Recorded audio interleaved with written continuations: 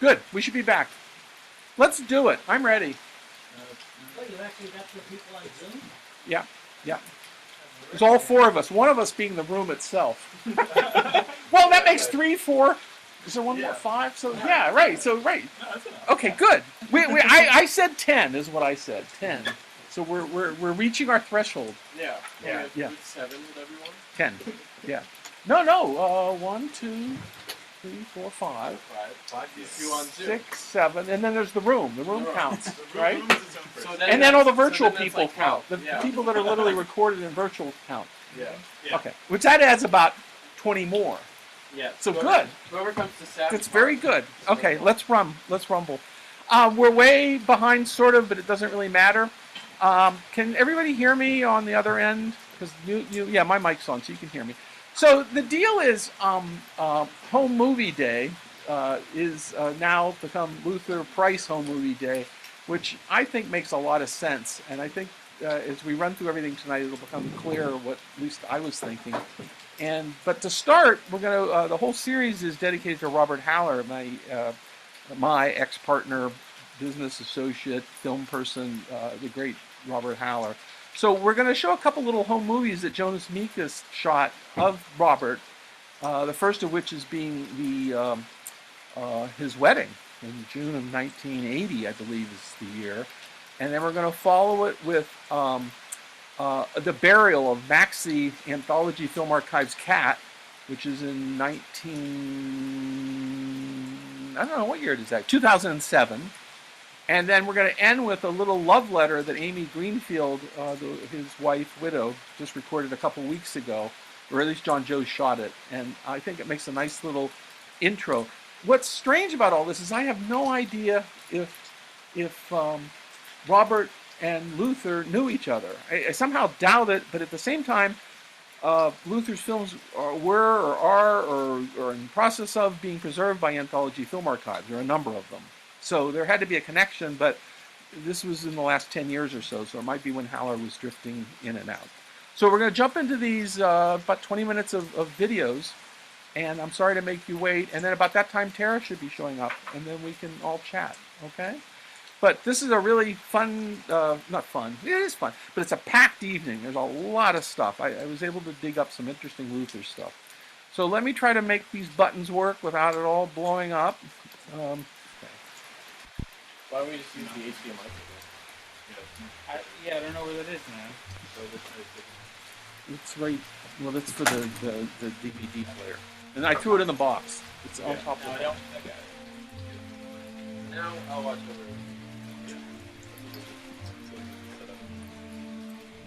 It should be working now.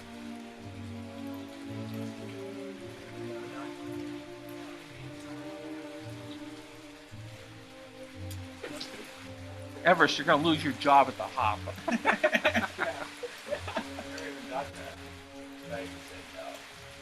I'm not hearing the sound at all, but you guys say there is sound. I'm hearing it up there. Okay.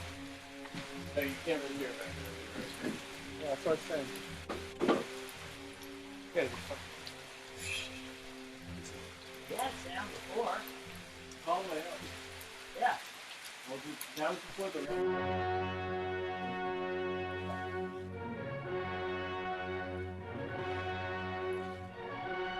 I mean, it's set to HDMI, I so know. why would that do anything?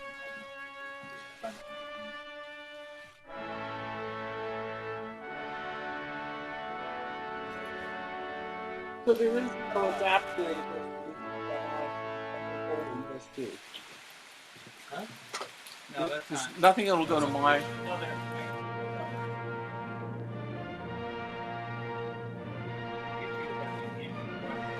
Projector and have you zoom at the same time. Yeah. So that's why I'm trying to put. No, I understand. I was just asking the basic question. The other. Projector? Yeah, do it then. I'm also not back now. I'm not in the Zoom. Fucking thing, man. Technology. Is this thing turned on? Yeah. I think it's on. So is that a cool picture? I can micromanage if we reset me back up again, because I know I can look up here and do the best I can. But I can't go on my screen. What I'd say is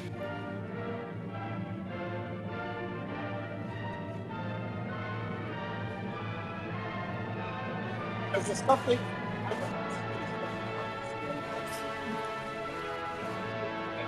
Okay. Great. Well, you know what I think it's doing? I think it's recognizing the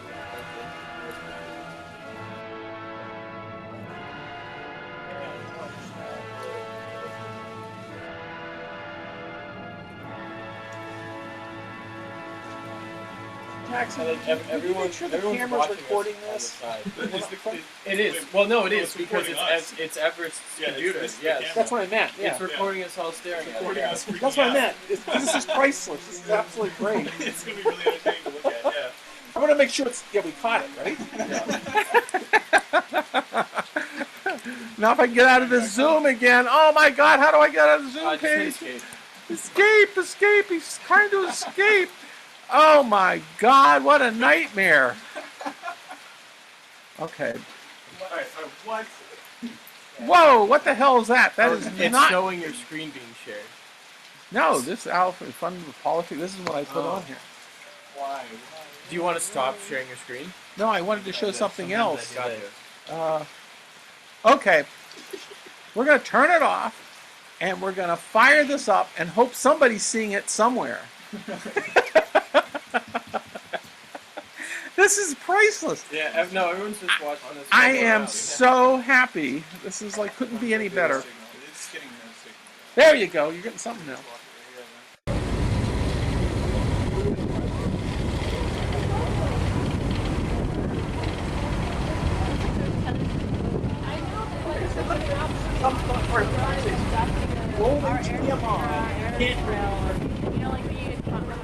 It's not reading it. But it does work on my test. Oh yeah, I do I have too. to be careful. Yeah. I got Pull it, wrong like, hat. pull it down tight on your face.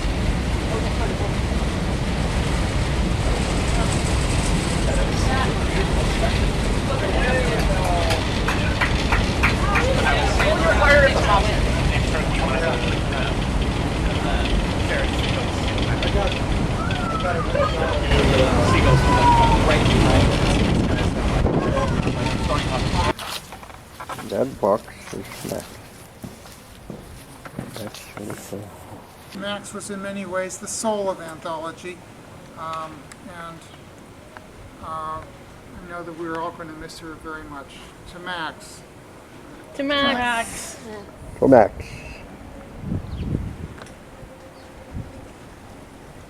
If someone else wants to say something, please don't hesitate. Yeah, you do, right? If Max was really fat.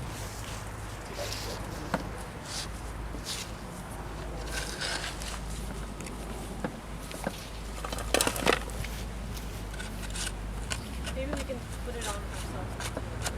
Yeah, everyone. Yeah. So Can we do it by hand? yes, yes, That would yes. be beautiful. But I have two pieces of good turf here that we can put I on know, top I- afterwards.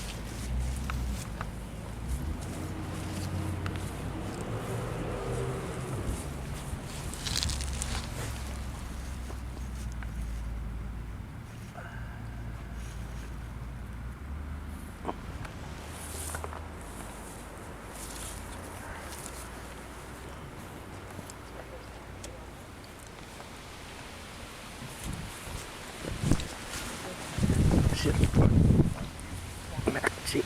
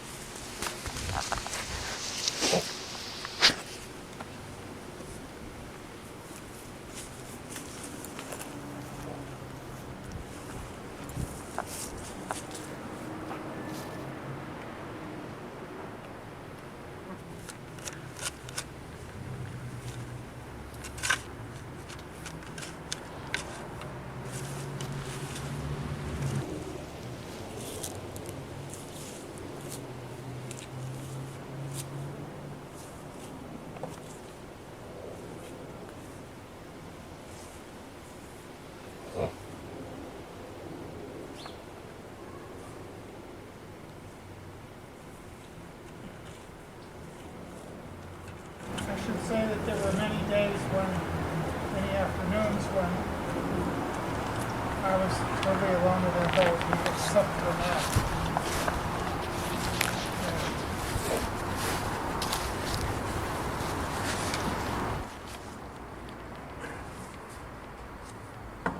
Now lost me.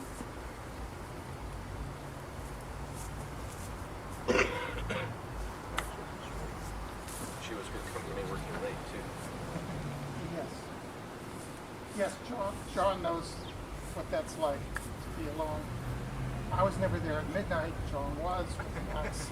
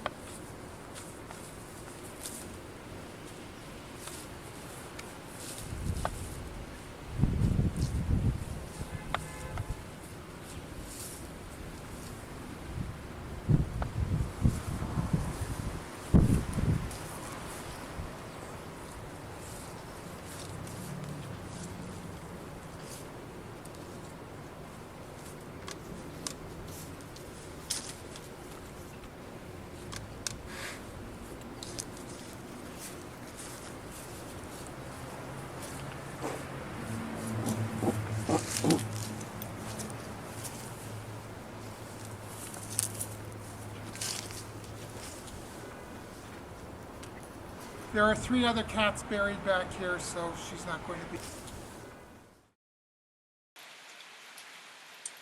Wow, we somehow survived that. Now let's see if we can do the next thing, huh?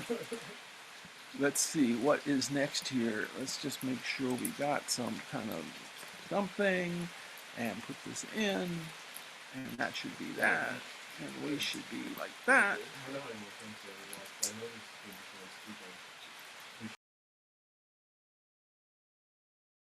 Should we talk about Chris Wellesby?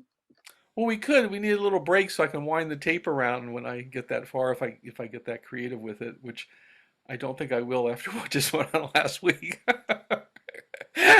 But yes, let's talk about Chris Wellesby and his film, because it's a really great. First of all, I had a question. We actually at Cine Salon, whenever the Galaxy Suite came out, we played one of the programs. I think there were 2 or 3, if I remember correctly. Is that the way it was, or was there was more than one Galaxy program, correct? Or Oh not? yeah, there were a whole series. That's what I thought. But it was more. It was how many? Do you remember? I don't know, because I was in Paris at the time, and Haller came over and showed 2 or 3 programs in Paris, but there were different ones. There were more. I mean, it was depending on which prints he could get when. I remember one of the shows, I was sitting with a friend of mine who's Russian, and she's an artist, and she's very, very intuitive and brilliant. And she'd been a brain surgeon before changing and doing, photography and video. and Interesting shift. so he showed the most beautiful films by Jordan Belson and Fishinger and Hillary Harris. And at the end of the program, he introduced the last film that was a dance film, and he talked about how it tied into the theme and everything. And he showed this film by Amy Greenfield. And my friend next to me said, I don't understand. All the films were so amazing and brilliant, but what's this? This is not interesting. And I said, that's his wife. And then she said, it's fantastic. He's blinded by love.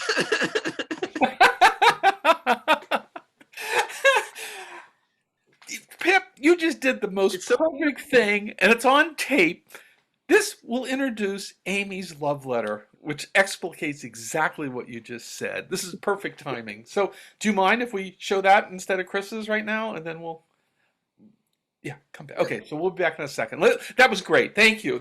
I don't know if it was on purpose, but that was excellent. Good. Blinded by love. Well, actually, I shouldn't make fun of this. This is very sad, but it's very deep and heartfelt too. Okay, hold on. Okay, I'm shooting, so you can... What? I am shooting now. Oh. You can go ahead Hi, and start. I'm Amy Greenfield. Robert Haller and I were married for 41 wonderful years. I just love him so much. I miss him so much. It's like a hunger inside that won't stop. I miss him.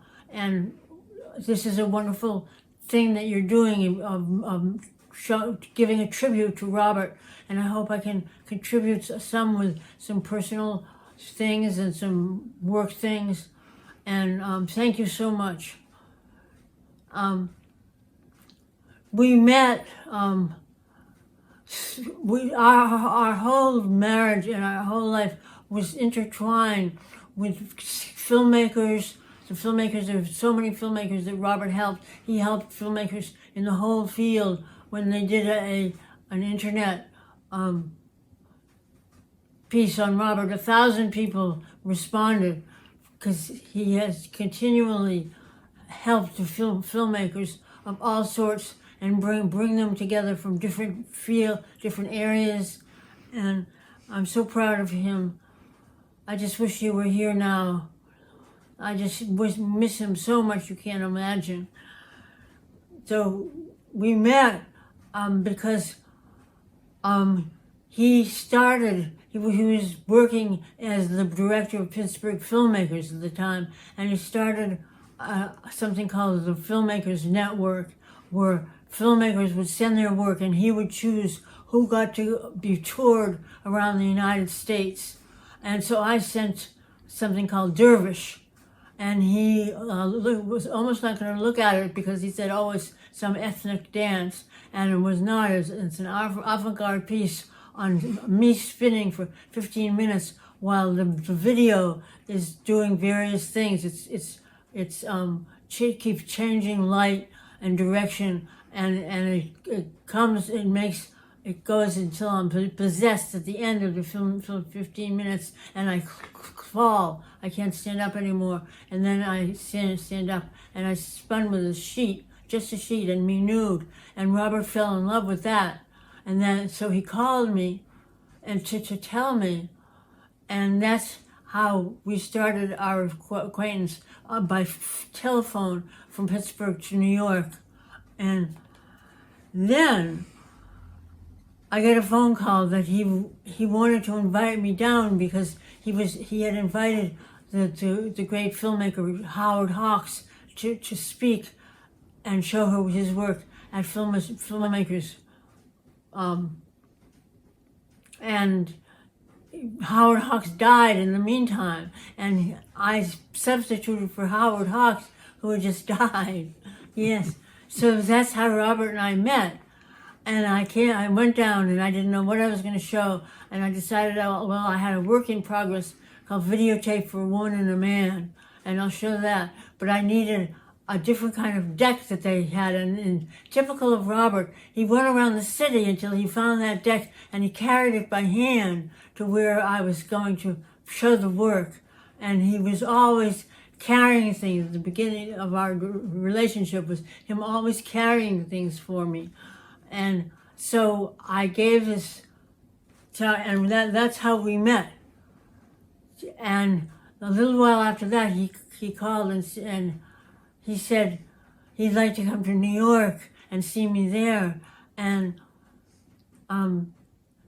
there was going to be an opening at the Museum of Holography, and I was making holograms, and Robert was really interested in them because his background, people don't know it, but his background was in physics. And he never, when he went to college, he found that he wasn't made out to be a physicist, and that's when he started getting interested in film and found film. So he was just thrilled to go to the Museum of Holography. And that was our first meeting. It was that date. And it was wonderful with all the holograms. And I have one of the holograms here. Maybe we could get a shot of that later. Yeah. You can do that. Okay. So Robert, on the first date, said, I'm going to marry you. And I had just been through a divorce. And nothing could have been further from my mind. And I said, no, this is ridiculous. I don't know you. And he said, no, I am going to marry you. And he said, you're the first woman I've really dated seriously and want to marry. And that is what happened. Robert and our courtship was Robert sending me all the things he received about avant-garde film, and I would get large packages all the time from Robert in the mail, and I read all the things he was interested in, and all the people, and I started to get to know him that way, and finally, here's a picture of us at our wedding. We finally got married. This is at my parents' house. Higher. Is it your parents' house? Yes. Okay. And we were obviously madly in love, and that was the beginning of our marriage. And we moved to, I was living in Soho. Oh, I remember what happened. I said he'd have to move to New York. Oh, there's things in between that I've forgotten. I said he would have to move to New York or the relationship wouldn't work. And he had wanted to move to New York. And just at that time, Robert started what was called the National Alliance of Media Arts Centers. And they had a meeting. Robert was always bringing the field together, and he brought people from all parts of the field, from Hollywood, from Jonas Mekas and the avant-garde, and they met in Pittsburgh to discuss projects that they could do together. And Robert was the head of that. And at that meeting, Jonas needed someone to help keep anthology film archives alive, and he decided Robert was his man, that he was the head of the field and he was going to do it, and that's what happened. So Robert got this offer from Jonas, so he was able to move to come to New York, and soon our relationship really flowered, and he was able to move to New York, and we lived in Soho, and every night he would stay up late with it was then a typewriter, and he would type things that he was writing. He was writing weekly notes for anthology, the filmmakers' notes,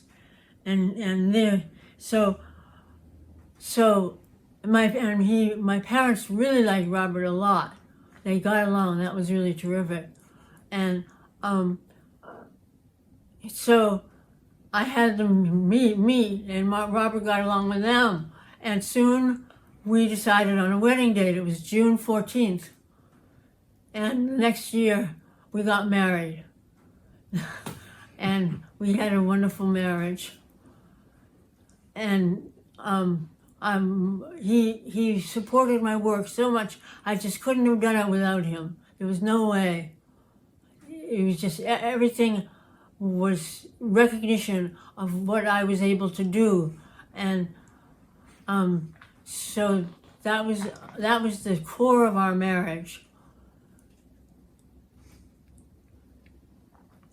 I don't know what else to say. It was just kept going, and it was so wonderful. And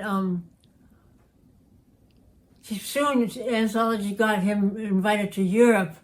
And that was a wonderful thing, touring around Europe and showing films by Joseph Cornell.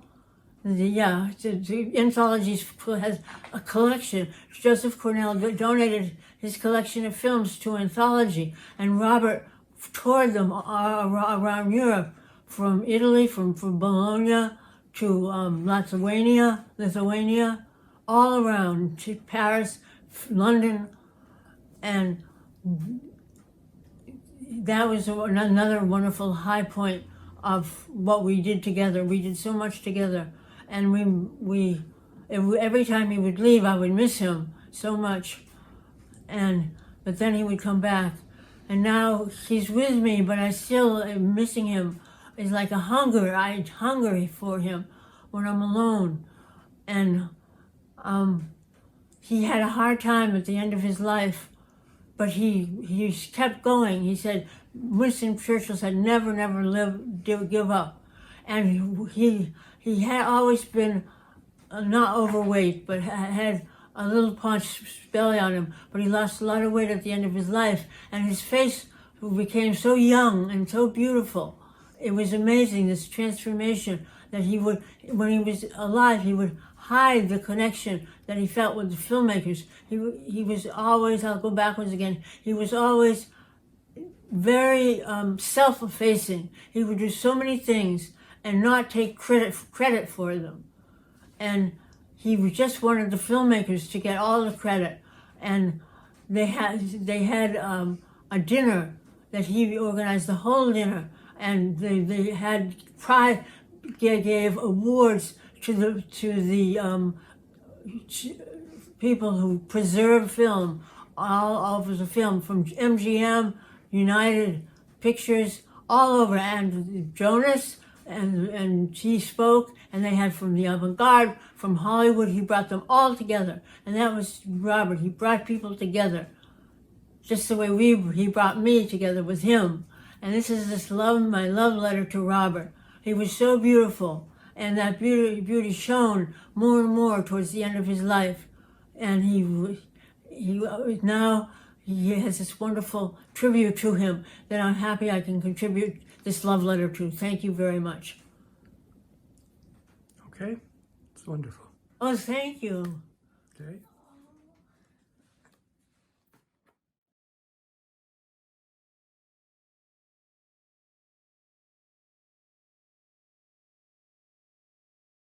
Woo! Wow! Hello, hello. We have a guest somewhere hidden in there.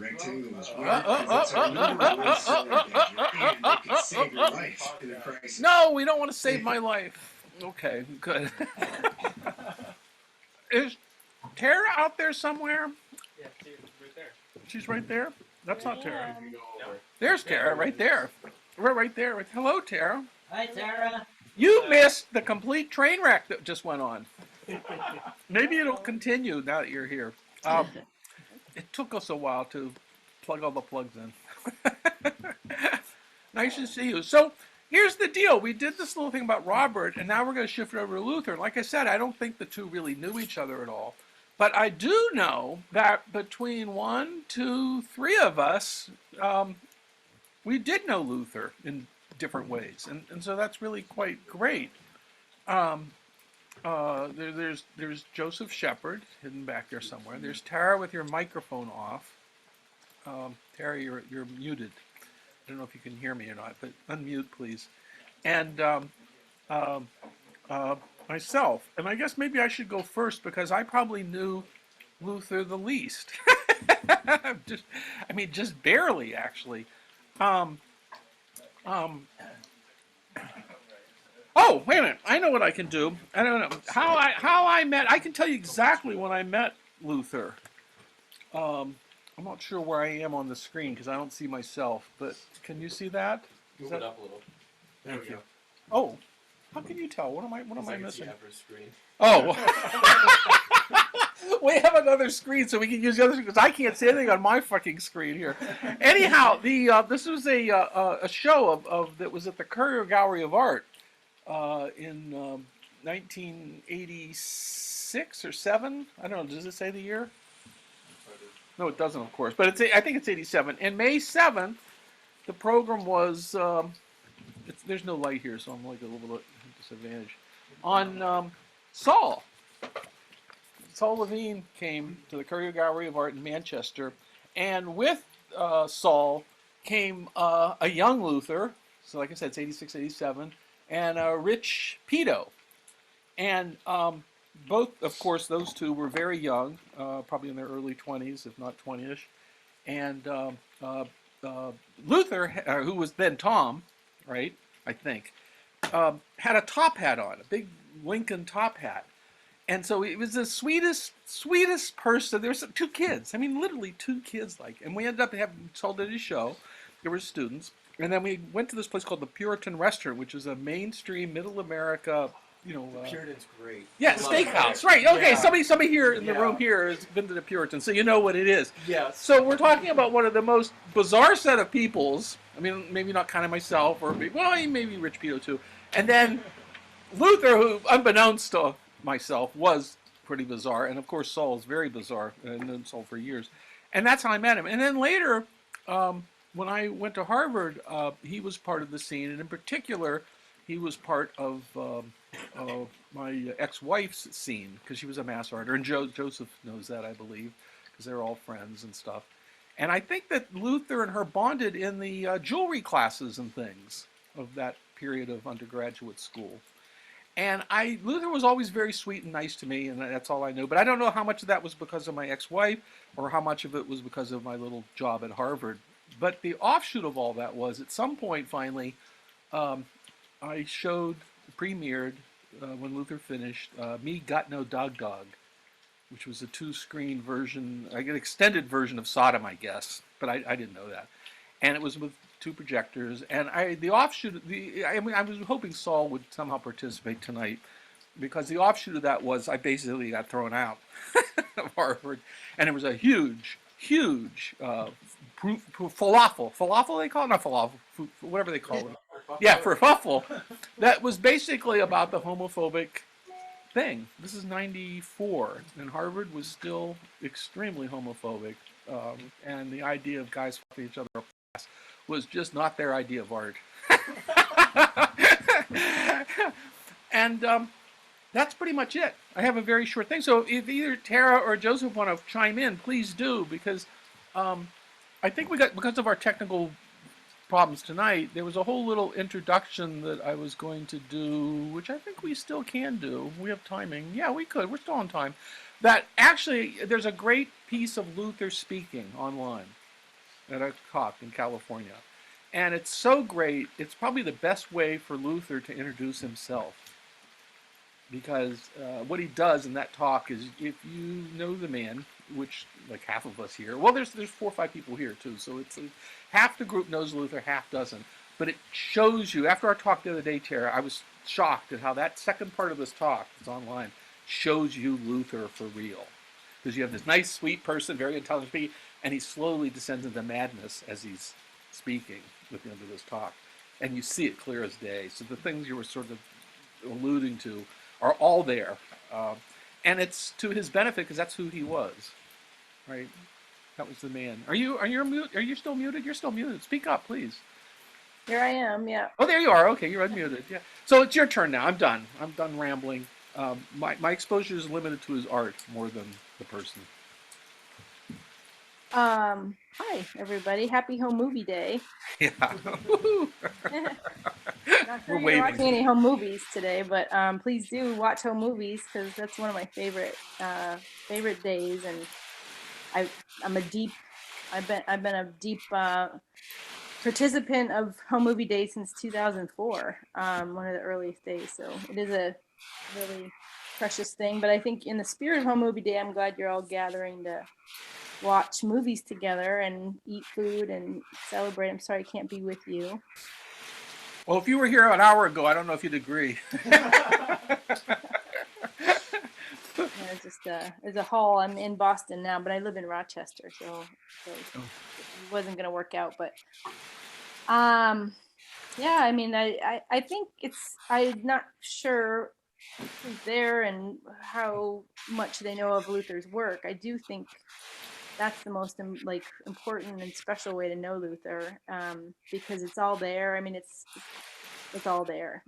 He's in his work so deeply and so honestly and painfully and beautifully and all that. And he had, as an artist, just a innate beauty and ability to speak this dark truth that I think is really important to be speaking in our lives and in the world, any kind of world. But he brought in his work, in his films, his Super 8 films, his performances, and his thing, and everything was really an extension of this reality that he lived in. That was he was just a pure artist as a person. There's no difference and no separation there. So it was a great honor to know him, and to, as difficult as it could be, he wasn't like anyone else, and he could to be his student or to be his friend meant a lot to me. But it also meant, there were you experienced a lot with him, because he had no, it was all there. It was all, he was living in this real world of pain and beauty and sadness and joy. And so I got to know him through his work first before I ever met him. I knew the clown film, and it came to Pittsburgh, where I'm from, which is Robert Holler connection. Oh my God. But yeah, it came to Pittsburgh at remember that guy Chris something or other? He did the Thai tours of experimental film. He was from Yeah. It was an extension of this that went down in flames, that guy. But there was this man, Chris May was his name, I think, and he ran this artist kind of thing. And anyway, he would bring programs of films around, and I saw Luther Price's Clown film. Is that what it's called? Clown, I think, with the beach. Theoretically, we're showing it later tonight. Okay. I'll just say Clown, and from now on, after you see it, you'll know exactly what I'm talking about. It's a movie that just, sears a hole right into your eyeballs and into your brain, and you're just like, that film. And then I realized, when I was wanted to go to Mass Art as a graduate student, that Luther Price taught there, and I was just like, what? I was amazed. I just couldn't believe that I was going to have a chance to be a student of that person. So he taught in the spring, and I had gone through some pretty heavy stuff personally in the fall semester. I had this near-death experience with surgery. So when I got to finally take Luther's class, I was on dilaudid painkillers. These are heavy narcotics, because I had just had a major hysterectomy and I was out of blood, but I took this class anyway. And half of the first of that semester, I was on opioids pretty heavily, which is a great way. Oh, you fit right in. And I didn't realize it, but what he did in the classroom was performance. It was a performance. He would come in and do what I think you're going to see if you watch that piece. He would come in and do it a talk, and then he would show a program of films that you'll just, mind-blowing films. The Mass Art collection is great. And then he would just he would go out with spirals for eyes, and he would just be like, gotta go make a movie into the handmade studio. And we were all just ready. We were like, I gotta do that. We didn't tell us how to do anything. He showed us and inspired us through manifestation. And then we were just bubbling as students to go do it. It wasn't about information. It was about experience with Luther. And I was just really grateful to have that experience and cut through into a real primal state. So I was lucky to have that with Luther, yeah. And then it went on and on, but that's where I'll stop. Wow, that was phenomenal. Jeez Louise. Well, lucky you. You got your degree? Yes. I made it. I got to be his TA, and my husband became his projectionist when he would show his films in Rochester or in Boston rather. And you got off the opioids? Who, Luther? No, you. Yeah, no, I never. They cut me off. Okay.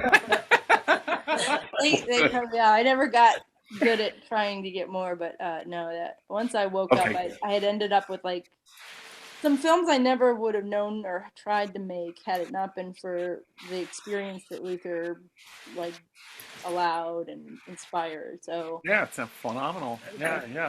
Hey, I'm backtracking slightly, but what's the Pittsburgh? Where in Pittsburgh are you from? Did you grow up there? I mean, is that what you said? I did not grow up there. I identify as being my spiritual home. I went to college there, and then I I rooted deeply after that, and undergrad. So, what years? What years did I go to college? There, yeah, Pittsburgh. Oh, when was I there? That would have been 91 to 96. Okay, that helps. Thank you. And then that's when I got there, around 91. Pittsburgh cool. Filmmakers. So anyway, it was I definitely had enough. That's the whole. I knew Robert Holler a little teeny whiny bit, but I was there for Pittsburgh Filmmakers. Well, he was long gone, and it was at the other place in Melwood Avenue. Yeah. Yeah, okay. That just helps me personally. I have a question, not to be crude and rude, but Joel, Joseph, do you want to say something? Or is it? Yeah, actually, I was speaking with recently, really, Laurie McKenna and Saul, and I was talking about, because we saw the films at the Brattle, and we were just kind of like reprocessing things, and I was thinking a lot about how Luther's films were alchemical. There's a lot of hermetic knowledge there, whether he was aware of it or not, but he certainly channeled the process of turning shit into gold, especially because of the medium that he worked with, this idea of decay. I mean, the early films, like Green, he moved past the autobiographical and just kept going, and then he started using found footage as almost like a universal empathy. And I think Luther had a tremendous amount of empathy for the world at large, and for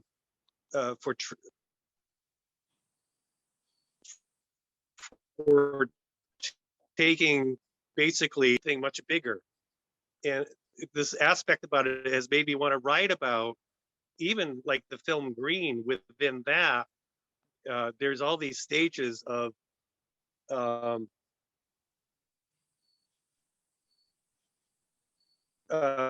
almost like redemption. I mean, you can see an angel laughing, and that's sort of like this climax that you have to go through all this pain in order to get to this special point of beauty and bliss. And later, all that, the slides and everything really makes you think about matter, and think about like what matters and the beauty of just existence itself. But I do see, and I always have for a long time, seen Luther as an artist, but also a magician, and a magician in the way that one manifests something out of nothing in order to attempt to understand why we're here. And I think he struggled with it a bit.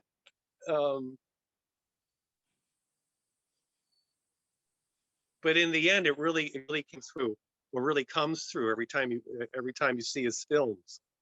That the materiality of life is so important, but not at the same time, unless you transform it and you put it out and you shine light through it.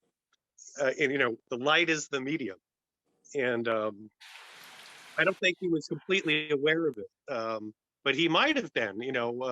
Late. I didn't get to hang out with him in the last like 4 or 5 years before he died and left his body.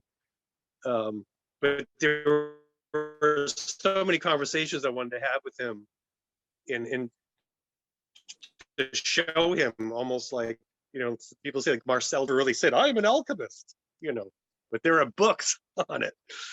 So I'm thinking about writing some pieces about Luther's films, not necessarily his biographical life, but his films in regards to this hermetic tradition, or alchemy, and all that stuff, magic.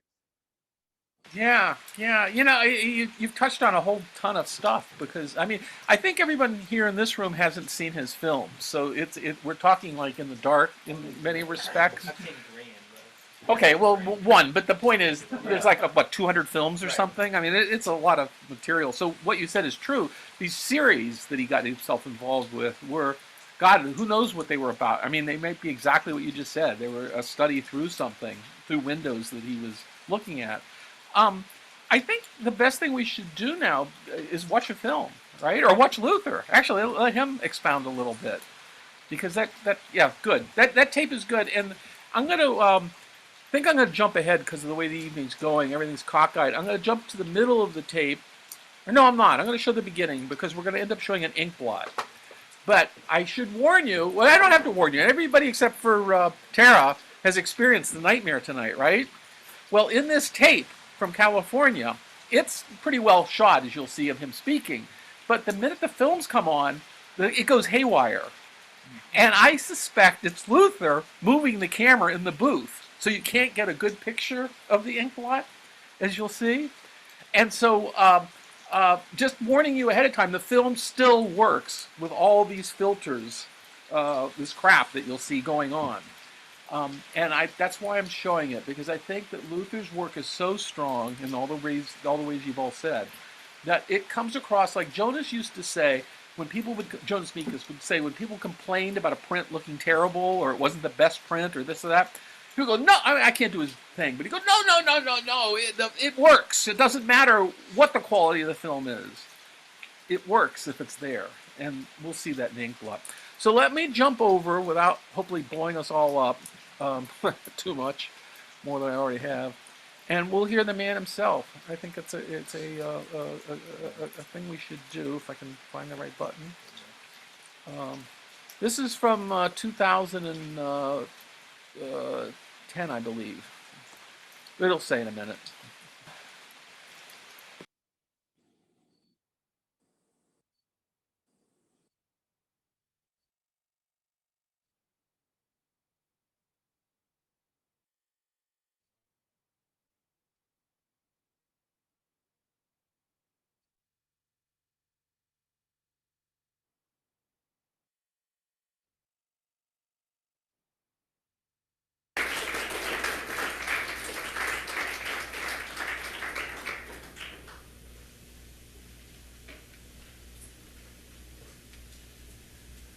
Thanks, Josh. And again, thanks, Steve, for lending his equipment for tonight and co-sponsoring tonight's event. I'm not going to say much. Thanks for the nice introduction. You covered a lot, so I really don't have to recover that, so that's really nice. But we don't, many times I sort of follow up with the same way I work in film by taking a look at tonight's films that I had in two separate boxes, and I decided to sort of rethink tonight's program and sort of organize it in a way that I think might have a good flow to it. The program tonight is going to be hopefully about 44 minutes, so I don't want to eat up too much time, and we're starting pretty much at the time that we should.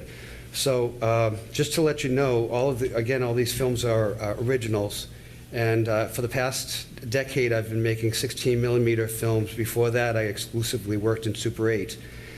So this has been a sort of an ongoing body of work that's coming to, I think, a conclusion at this point. I just can feel it. And for the past year, I focused on static images, making small, tiny collages in glass slides, which will include as a sort of element in the screening, not to break it up, but I think to sort of glue it together and sort of have a cohesive connection between what's happening in the films and the slides, and also maybe a direction of something a little bit more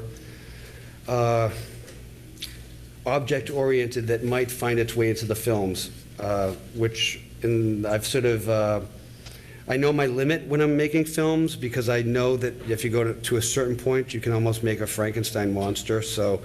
But through various ways of craft, I think that I can still introduce some of these elements into my new work and still have them be projection-ready films, because as of yet, none of these films are print.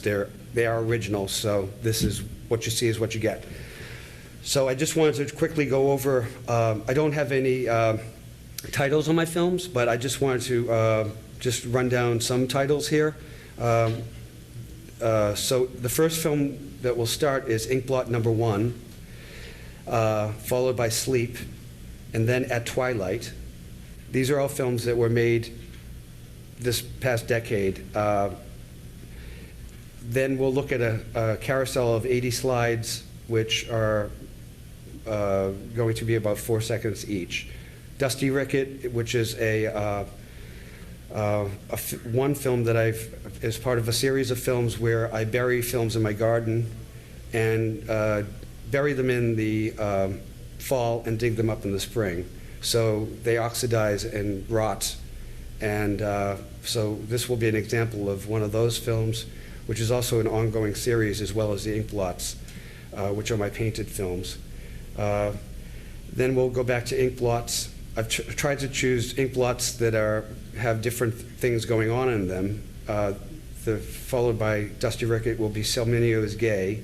And one of the earlier 16 millimeter films, which is a ribbon series, where I cut the film up like in strips and use double stick tape to sort of like refrigerator magnets, if you can imagine how refrigerator magnets can just change on the refrigerator. So I'm kind of working that way on film. So that's a whole nother series where that will go on, and who knows where that'll take me. So that'll be the final film of the night, and we'll just get started right away, and thank you very much. And after, I will be back to say a few words and maybe have a little Q&A if you are interested in that. So thanks a lot.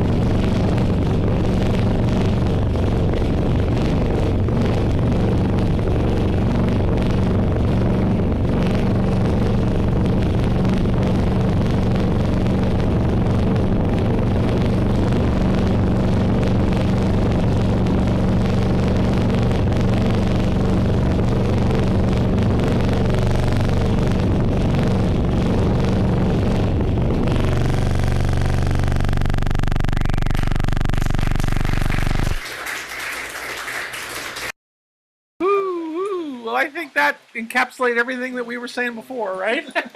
Wow. I mean, the thing, I don't know what's going on technically, but it's like the film is trying to escape the screen in our version here. Obviously, it's fixed, but it's everything you said, Joseph, and it's everything you said, Tara, in one film, just one film.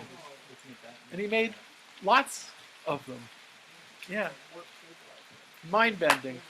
We're going to show at the end a full-color ink blot. So you'll see the other end of the universe, for those of you who are here. Sorry, you all can't be here. Continues this sort of like, if you think back to Green and there's like this homage to Mothlight, it's like Luther really embracing this idea of like putting ink on the film and like trusting in that it's going to be. Yeah. You know, when I was focusing on this to do it and starting to watch and then listen to him talk, it was like he's like every artist. He's like Joseph Cornell. He's like Brakhage. He's like Bruce Conner. He's like Paul Scherr. I mean, it's all these people. And it's not. I mean, Luther's Luther, but it's all these aesthetics poured into one person. The Luther part is keeping that soundtrack that's sort of also chants. You know, he didn't like say it was going to be silent. Yeah. No, we're not going to be silent. Which would be different. Which would be different every time you see it, right? Because it flakes off. You know, it's not a print, so that sound will change over time, and that's like. Yeah. I had the chance. I think of Tony Conrad in that respect. Another person. Duration. Yeah.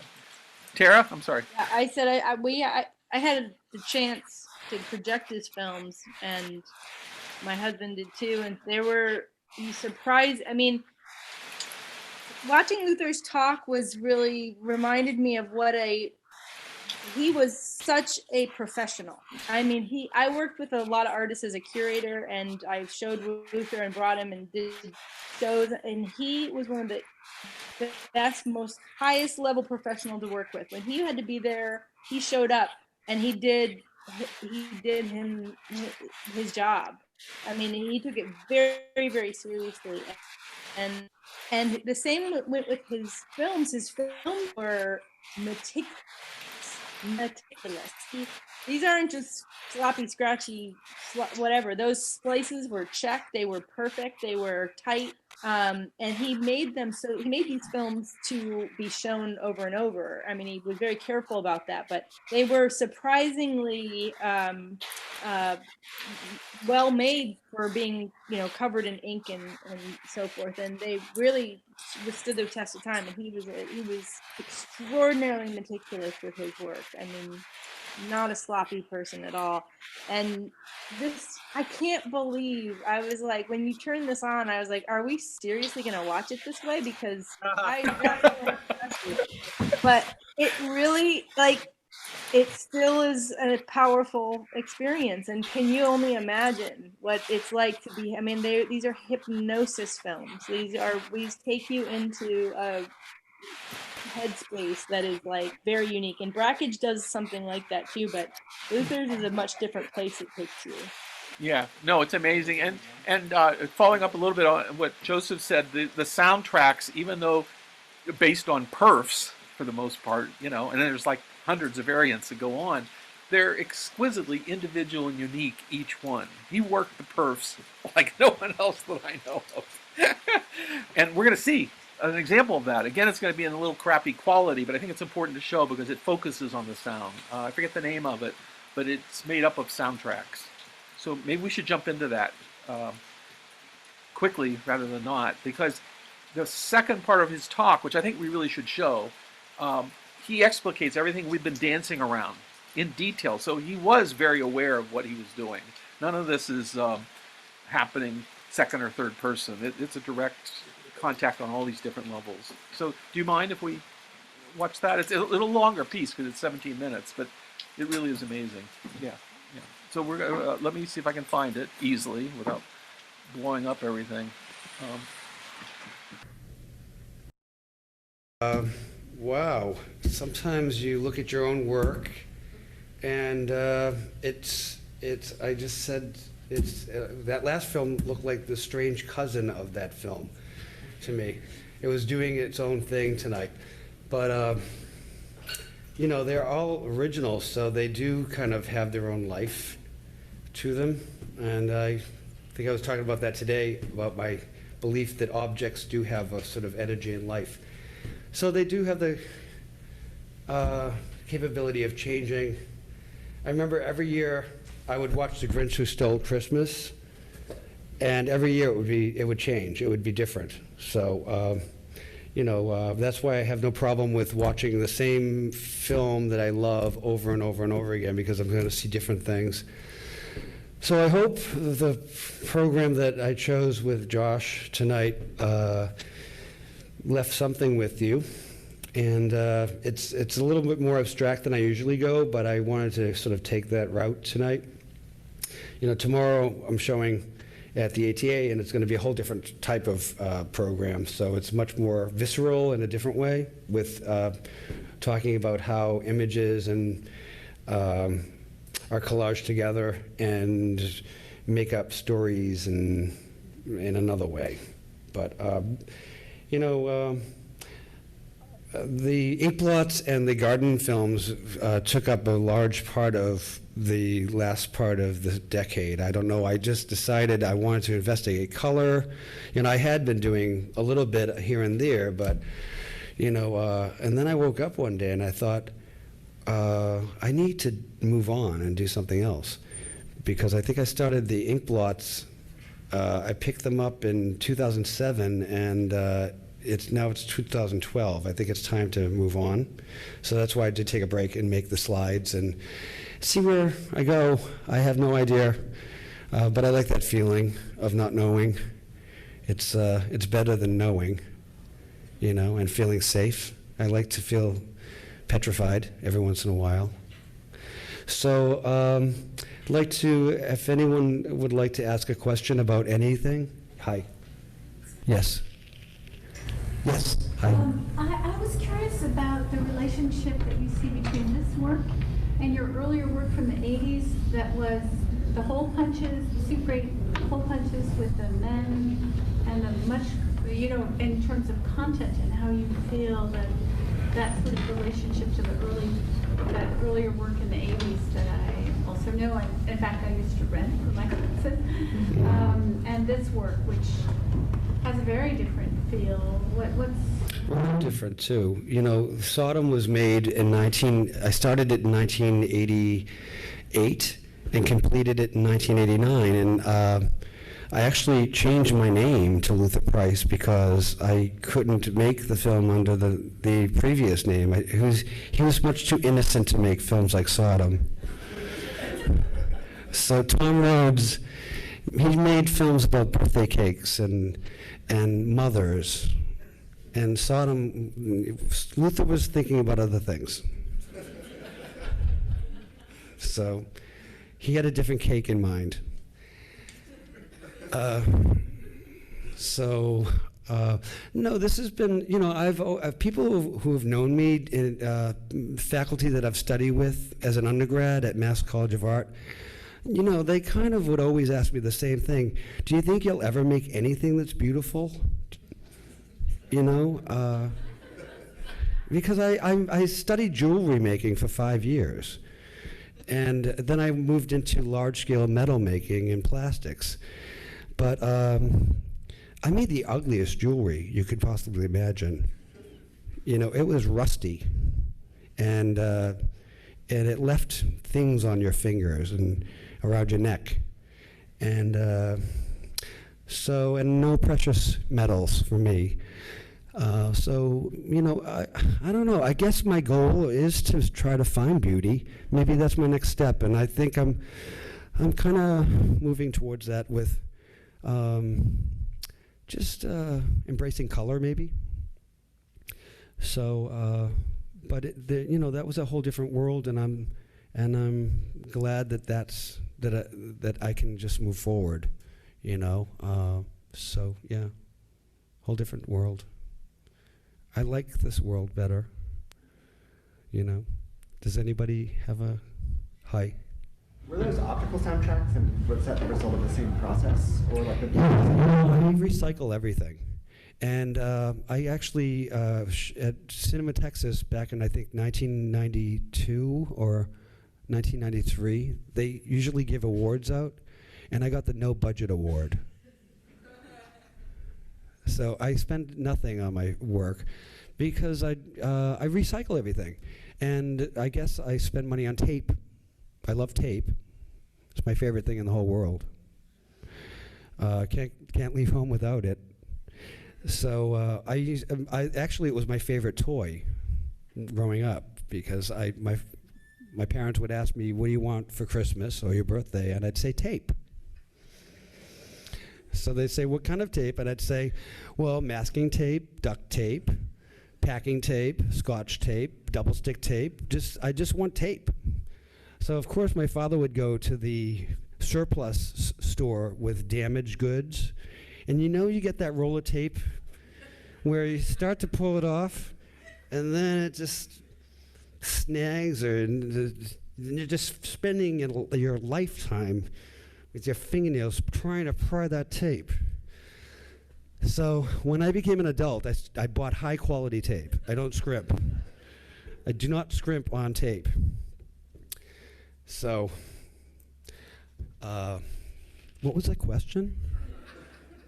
The sound during the soundtrack, was that? I find films that have an optical track. That was this movie with Sal Mineo, who died in the 60s, and it was about this ocean liner that was going to sink. So I took chapters and I made chapters from it. It does have an optical track, and what I would do is either scratch the optical track in some cases, because just like film, it has its own layers, so you can remove the entire thing or just parts of it, or with pins or a razor, just sort of start to make sounds. So I discovered that with different instruments and different ways of working with your hand, even the movement as you're removing the optical track, you can make ripples or scratches or scrapes and different types of sounds, which I'm interested in. So I'm not sure if tonight's examples were the best choices to show all of this stuff. Now I'll admit that I'm second questioning because I did bring a batch and I could have probably shown things in a different way, but there were a lot of similarities where I wanted to go more of a variety. So, but this is something that I've been interested in, and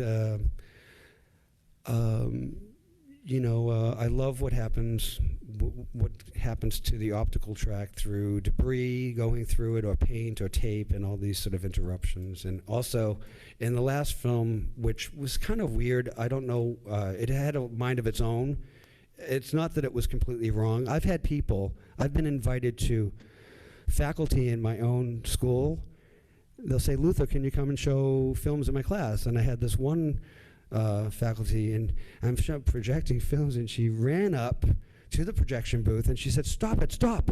And I said, why? And she said, everything's wrong. It's all wrong. She said, start all over. And I said, no, this is the way they're supposed to be. And she said, no, this is wrong. And I said, no. And she said, anyway, stop the films. Let's do something else. Show us how to make films. So I said, okay, that's weird. And no one ever asked me to do that before. Stop the films. But it's nice that, I'm working with people who, Steve, thank you so much for projecting my films so wonderfully.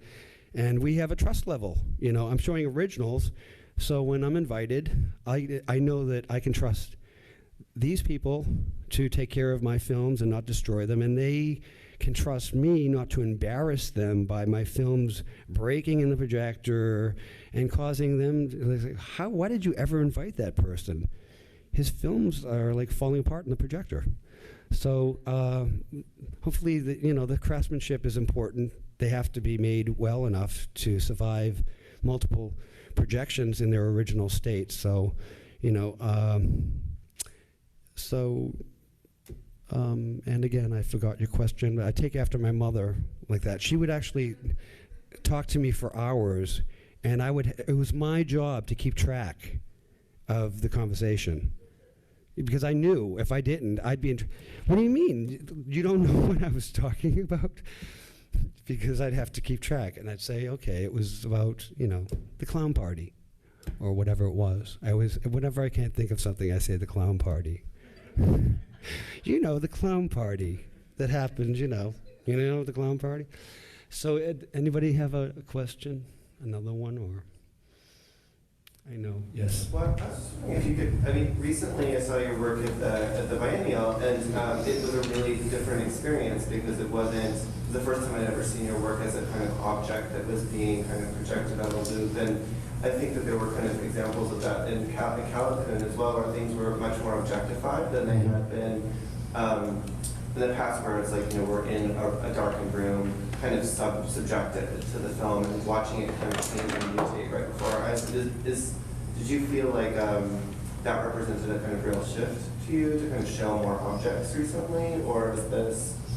Had you been with the slide work? Yeah, the slide work specifically. Yeah, I guess the slide work specifically, the way that it operated within like the museum, which was different than the screening. Well, I feel very grateful and lucky that I'm being noticed for something that I started off with. I started off in sculpture and installation and performance, and moved into film because it became a medium in which I needed to talk about my domestic past, and I couldn't really, other than there's certain. I went to thrift stores and I would collect objects, like coffee cups that I remembered my mother drinking out of, the same ones, or chintz or curtains, or stuffed animals, or I would just go and collect all this stuff, and then I found myself filming or photographing them with slide film, and I would do that with all my installations. Everything would be recorded with through photography, and all of the performances, all of the installations. So it just made sense that it would move into film from there, where I started to set up vignettes, and once I turned on the camera, everything started to also move.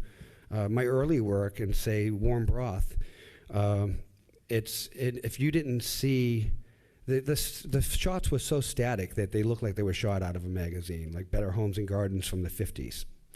But then you'd realize, this is moving. This is just a static shot. So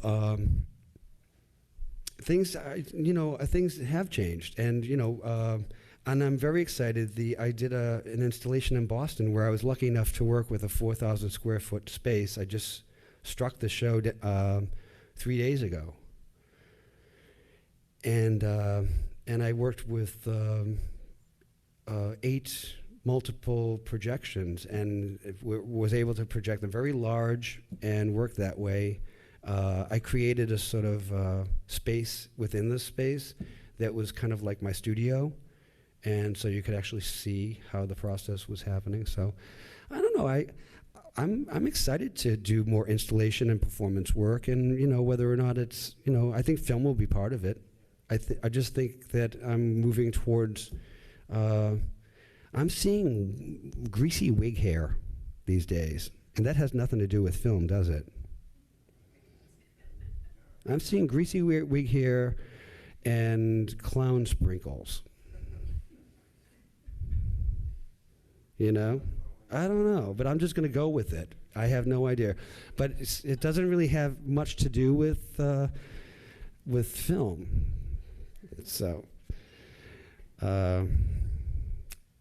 I don't know. I'm just excited just to move. I don't want to be static. I don't want. I hate to say this, but I don't want to be like William Wegman.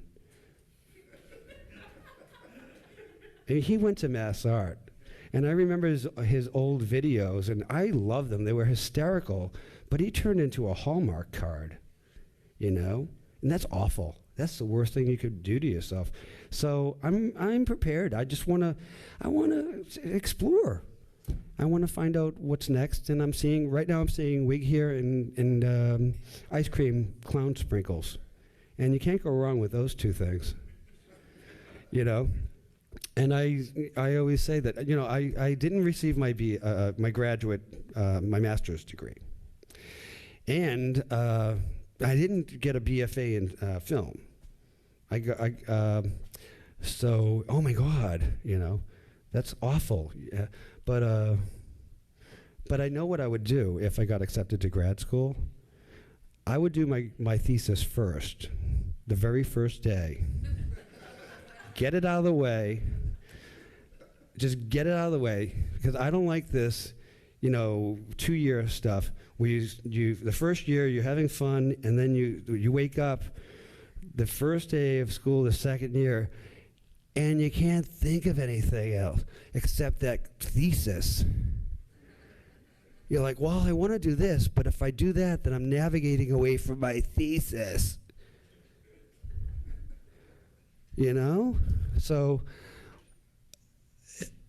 I know what I'm going to do, so be prepared. If anybody ever accepts me to graduate school, you have a lot to clean up.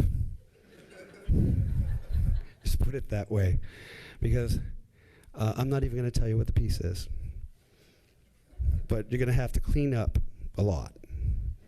It has something to do with wig hair, blue gowns, and 2 big, you know, those white plastic buckets filled with feces, just running to the school screaming at the top of my lungs, just splashing every single wall in every single hall. And that's it. Thank you very much. It was nice coming to your school. Where's my degree? Okay, well, thank you so much.